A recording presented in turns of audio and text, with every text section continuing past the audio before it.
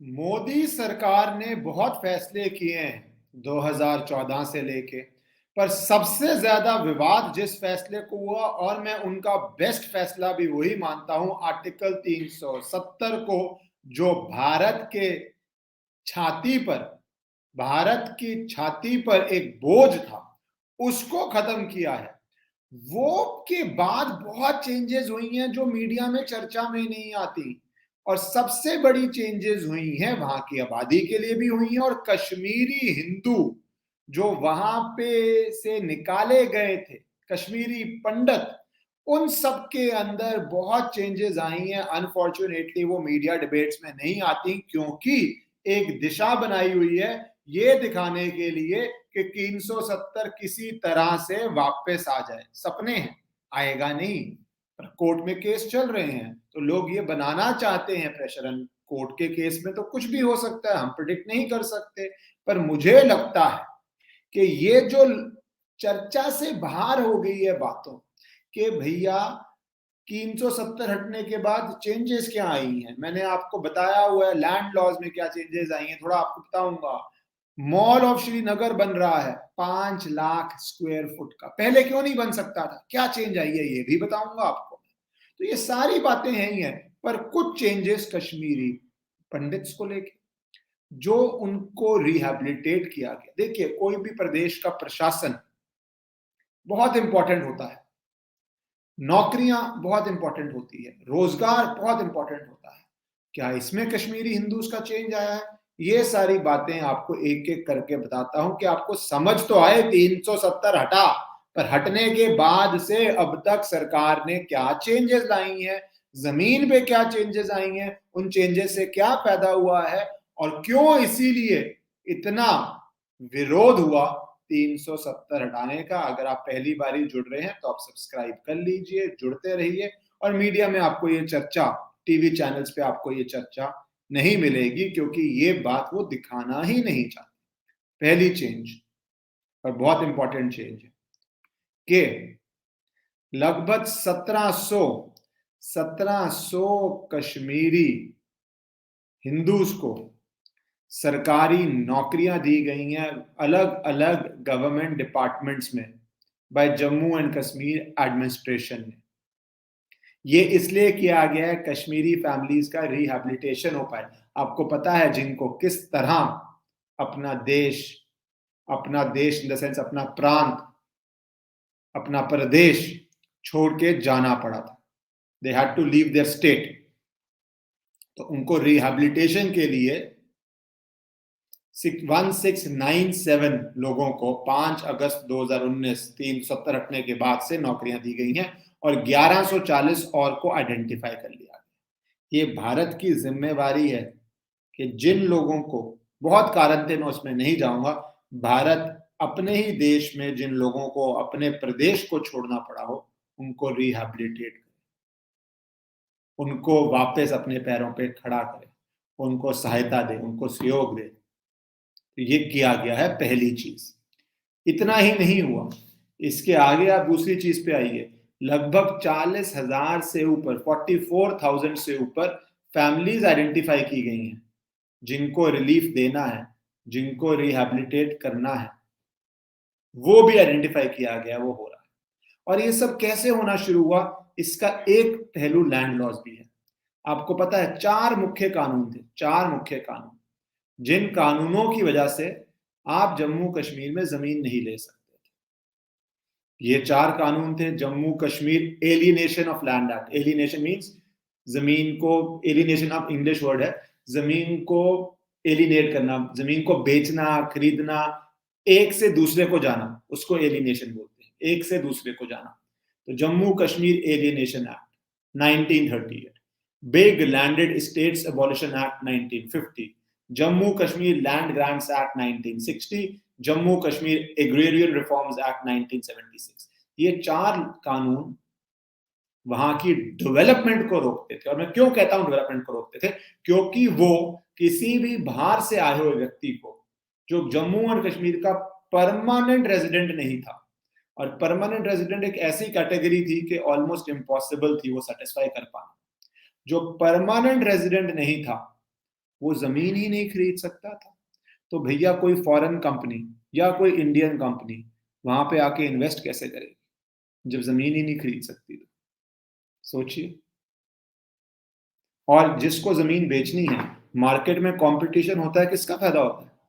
एक middle class का, एक लोअर इनकम ग्रुप्स का, कि वो कंपटीशन होता है तो 4 लोग खरीदना चाहते हैं तो उनको दाम ठीक मिलता है। पर यहाँ तो सिर्फ अमीर खरीद सकते थे, जो परमानेंट रेजिडेंट्स में जो 1% 2% अमीर थे, सिर्फ वही खरीद सकते थे। तो वो जिस मर्जी दाम पे खरीदें, आपकी मजबूरी का फायदा उठाएं। आपको मार्केट की एक्चुअल वैल्यू नहीं मिल रही। अगर आपको मार्केट की एक्चुअल वैल्यू नहीं मिल रही तो आप गरीब और गरीब होता रहेगा, अमीर और अमीर होता रहेगा। तो ये जो 370 का विरोध कर रहे हैं, इसलिए भी विरोध करते थे हटाने का कि इनकी शान और शौकत, इनका शहंशाह बनना जो अपने आप को समझते थे, बनते रहे, डेवलपमेंट ना हो पाए। तो अब ये चारों लॉज में चेंज कर दिया, कुछ को अबॉलिश कर दिया, कुछ कमेंट कर दिया कि जो परमानेंट रेजिडेंट की रिक्वायरमेंट थी वो हटा दी गई है। हटती एक चीज क्या होती है? एक रियल एस्टेट समिट होता है जिसमें 18,000 करोड़ के एमओयू साइन होते हैं कि infrastructure development, road development, hotel development, हर तरह की डेवलपमेंट आए। और एक इसमें से जो बहुत फेमस हो गया है वो है एमआर का, मॉल ऑफ श्रीनगर खोलने का। 5 लाख स्क्वायर फुट जगह में वो मॉल खोलेंगे। एमआर ग्रुप ही कहा जा रहा है लगभग $1 बिलियन की इन्वेस्टमेंट करेगा। सोचिए कितनी नौकरियां आएंगी। आप किसी भी धर्म के हो, किसी भी जाति के हो, कुछ कंस्ट्रक्शन होगी तभी नौकरी मिलेगी। बड़ी कंस्ट्रक्शन कैसे होगी? जब लोग जो पैसा इतना लगा रहे हैं वो जमीन खरीद पाएंगे। अगर वो जमीन ही नहीं खरीद पाएंगे तो वो मॉल कैसे बनाएंगे? समझे बात? तो ये चेंजेस आई हैं। फिर एक और चेंज आई है कि अब लैंड को बेसिकली जो डेवलपमेंट अथॉरिटी है, जम्मू एंड कश्मीर में एक नई अथॉरिटी बनाई गई है। ये कब की होनी चाहिए थी? Jammu Kashmir industrial development corporation बनाया गया है, तो पहले का होना चाहिए था। ये अब लैंड एक्वायर कर पाएगा, इंडस्ट्री सेटअप कर पाएगा, इंडस्ट्रियल स्टेट्स बना पाएगा, कमर्शियल सेंटर्स बना पाएगा। पहले तो आप जमीन ही नहीं खरीदने देते थे। ये जो Jammu Kashmir industrial development corporation है, बाय सेल लीज कर पाएगा लैंड की, कॉर्पोरेट सेक्टर को ला पाएगा, गरीबों के लिए घर बना पाएगा, जो वर्कर्स हैं उनके लिए घर बना पाएगा, ये सब करेगा। लो कॉस्ट हाउसिंग बना पाएगा। ईडब्ल्यूएस कैटेगरी हर प्रदेश में, आप जिस भी स्टेट में रहते हैं, ईडब्ल्यूएस कैटेगरी पता है आपको, वो ईडब्ल्यूएस कैटेगरी पे काम कर पाएगा। ये सब ये कर पाएगा। और किसी भी इंडियन को प्रोजेक्ट के लिए लैंड बेच पाएगा। अगर उसने डेवलपमेंट अथॉरिटी ने खरीदा, तो पहले क्या था, डेवलपमेंट अथॉरिटी ने खरीदा, प्रोजेक्ट कुछ नहीं हुआ तो सिर्फ परमानेंट रेजिडेंट्स को बेच सकता था। अब पूरे भारत से कोई भी खरीद सकता है, डेवलपमेंट होगा एरिया में। तो ये जैसे मैंने बताया, नौकरियां, एक जमाने में कश्मीरी पंडितों को वहां से क्या हालत किया गया था कि जाना पड़ा था। ये 370 के बाद अब उनको नौकरियां मिल रही हैं। जिनके घर गए 40,000 आइडेंटिफाई करें, उनको रिहैबिलिटेशन हो रही है। बहुत और करना है, लाखों में पहुंचना है, बट पहुंच तो रहे हैं। उसके बाद जमीन के लॉस चेंज किए गए हैं, इंडस्ट्रीज लाई जा रही हैं, एमओयू साइन हो रहे हैं, 18,000 करोड़ का इन्वेस्टमेंट हो रहा है। कभी आप देखते हैं मीडिया पे ये सब डिस्कशंस? और ये पहले नहीं हो पा रहा था। ये सारी चेंजेस लाई गई हैं क्योंकि कानून ने वहां पे एक ऐसा शिकंजा बना लिया था वहां पे कुछ लोगों ने कि इन्वेस्टमेंट अपॉर्चुनिटी ही नहीं आ रही थी। अब आप कोई भी इंडस्ट्रियलिस्ट है, कोई भी कॉर्पोरेट है, कोई भी इंडिविजुअल है, मार्केट रेट पे मार्केट का काम करेंगे और उस मॉल में जॉब्स कौन करेंगे? इतने बड़े, एक एग्जांपल, एक मॉल का एग्जांपल दे रहा हूं, 5 लाख स्क्वायर फुट के मॉल पे जॉब्स कौन करेंगे? जो वहां पे रहते हैं ना, कोई सर्विंग स्टाफ बनेगा, कोई सेल्स बॉय बनेगा, कोई सेल्स गर्ल बनेगा, कोई सिक्योरिटी गार्ड बनेगा, कोई आईटी संभालेगा, कोई कुछ करेगा, कोई कुछ करेगा। कितनी ही जॉब्स आती हैं, कंस्ट्रक्शन में कितनी ही जॉब्स आती हैं। कश्मीर का भला होगा, इर्रेस्पेक्टिव ऑफ कास्ट और रिलीजन कश्मीर का भला होगा। और ये 370 जो था वो चंद परिवारों का भला करता था।